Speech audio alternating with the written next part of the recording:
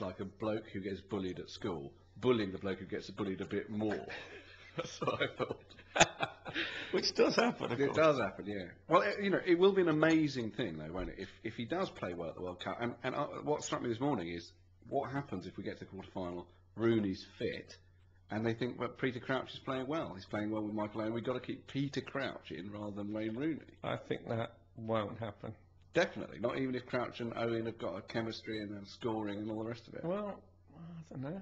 I think they mentioned this as a possibility on the interactive post punditry. Someone said what people always say, it's a nice problem to have.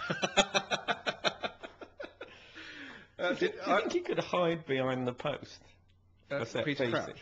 Yes, I think. I think there's an actual possibility that it might not seem on the far post, then he could suddenly dart out and head the ball in. Is he taller than the post?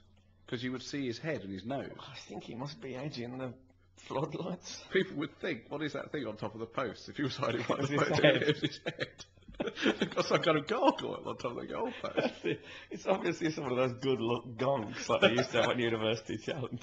Can I read you something I read in the paper just recently? In fact, this morning it's in the Sunday. Sunday Times much this morning. easier than me reading the paper myself. Okay, I'll read it to you. Because there's a lot of talk at the moment that Sven doesn't really know what he's doing. Yeah, you know, the England team are very good. They've got a good squad, but he doesn't know what he's doing. And they have two quotes here, and they perhaps do demonstrate that. It's Joe Lovejoy in the Sunday Times. Joe Cole, this is Sven talking, Joe Cole can play as a second striker, why not? The possibility of using him there is one of the reasons Stuart Downing is in the squad to keep coming on the left, and that's Sven-Goran Eriksson on May the 8th. Then, on May the 30th, Sven said, I think Steven Gerrard is fantastic in the role he had against Hungary. Why should I try Cole? I haven't even thought about that. That's 3 weeks after he was saying that Joe Cole could play there. He apparently hadn't thought about it. Right. Now, either he's got Alzheimer's, or he's just in a bit of a mess about his thinking. I think he might be playing a bit of it. There was a lovely bit yesterday on the coverage that Lineker was talking to Hansen, and then they suddenly realised that they got Sven waiting for his post-match interview, and he said, "We're going to go to the England manager. He's much more important than you." And you just heard Sven say, "Thank you for that." It was really sweet, like he was genuinely flattered. I think he is a very, very sweet man. I don't believe this kind of. I think Lawrenson used to compare it with the being there, that Peter Sellers thing, where he just happened to be in the right place at the right time. You can't get. He's done well for England. Mark Lawrenson compared it to being there. He did, yeah. That's quite an abstruse cultural reference from Mark Lawrenson. I think the DVD must have been free in the mirror.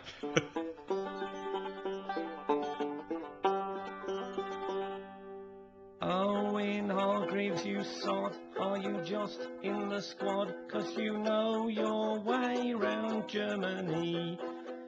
You can't pass, but you know some good bars and a shop in Berlin that sells Burberry. You're slower than most, but you know the German word for roast. Your tackles aren't very hard, but you've got a Rape-A-Thon loyalty card. A World Cup medal you might win, even though you're only in, 'cause you know your way round Germany.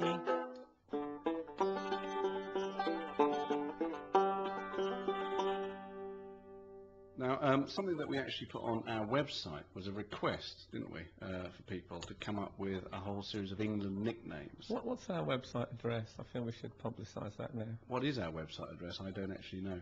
Roachy, who's our producer, Peter Roach, who's called Roachy because that's what radio producers are called. Not that this is radio. Not this is a radio, but he has been a radio producer, and also talking about nicknames. So Roachy is the most obvious. Roachy, and then you get Foxy and Coxy and Milesy and... Yeah. Perhaps you can tell us what our website It's www.timesonline.co.uk, Times Online all being one word, and then if you click through from the front page, that will take you through to our site, which is baddielandskinner.com. Fairly straightforward, isn't it? It was fairly straightforward, Yeah. And there's all sorts of stuff on there. Yeah, there is all sorts. But we occasionally we're going to ask you, our listeners, to come up with things to join in with on the podcast. Well, we want it to be interactive. This is the 21st century, after all. And one thing you mentioned, Frank, is that we feel that David James's nickname, Calamity James, is not helpful for his self-esteem, is it?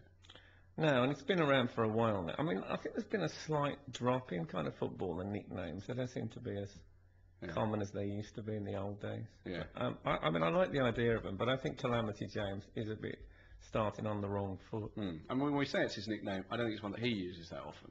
Do you think that the other players say, "Oh wait, Calamity, Yeah. Yeah. is this your Armani shirt?" I doubt it, because there's 4 syllables, which is quite a lot for a professional footballer. Maybe they've even shortened that to like Callow. Yeah, Callie. Yeah.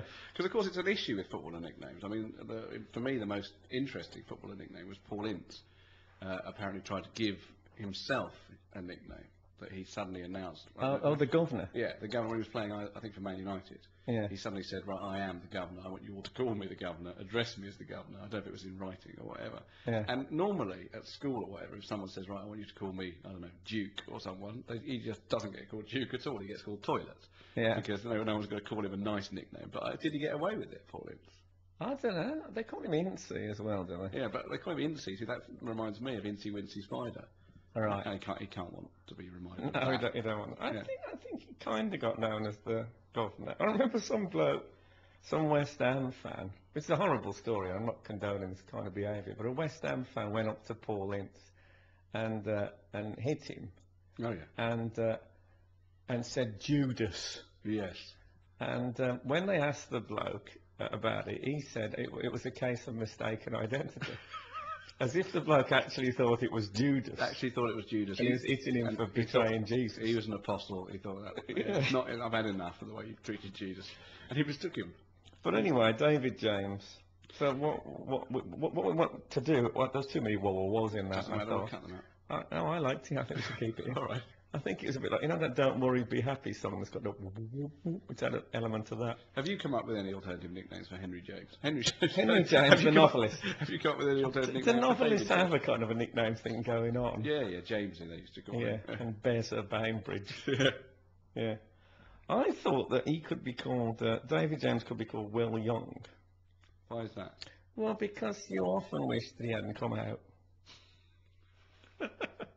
I'm sure he does. Yeah, that's very good. Although I'm glad that Will Young has come out myself, because I think how long could you keep up that kind of charade, to be honest. Yes. But that's a very good one. I actually... Stephen Sherrod. It's a good nickname. I've sort of blown it now with the Henry James, but I actually do think it would be interesting to have a literary thing, because I've noticed that a lot of the present England squad have got literary names. You could have David James, could be Henry, Jermaine Defoe, could be Daniel, Stephen Gerrard Manley Hopkins, obviously, and then Michael Carrick, I thought could be Alas Poor. Alas Poor Carrick is stretching it slightly, isn't it? Best I could come up with. Okay, well, it's cool we got a literary. What did I come up with? I thought that Theo Walcott could be Golden Ticket. Why? Well, I got the idea that he got into the England squad because he found a golden ticket in a Kit Kat. Yes. The way you can get into the Big Brother house. Yes. I can't see how else he got in. Yes. That'd be great if they had done that. They Do you could think call they him- actually had done that? They could call him GT. They have to short. shorten the nickname. Yeah. Yeah. I also, because he gambles, Michael Owen, I thought it could be like £1 million. Owen. Oh, yes. I think it was 800,000. Was it? I'm sure that's not necessarily true, though, if our legal people are listening. No, but he... I had a good one for Aaron Lennon. oh, yes, that's interesting. Aaron Lennon, John. What do you think? No, well, I'm interested in that because I thought of John for Aaron Lennon, but then I found out that John Lennon's first girlfriend, which I didn't know, was called Thelma Pickles, and Pickles, of course, stole the World Cup. No, I think you can't say that. Pickles found the World Oh, Cup. sorry, I don't want to libel Pickles. Pickles solicitors are already phoning. I beg your pardon. Of course, Pickles found the World Cup. If Pickles, who is dead, and the dog is listening, we apologise very much. So. But I thought that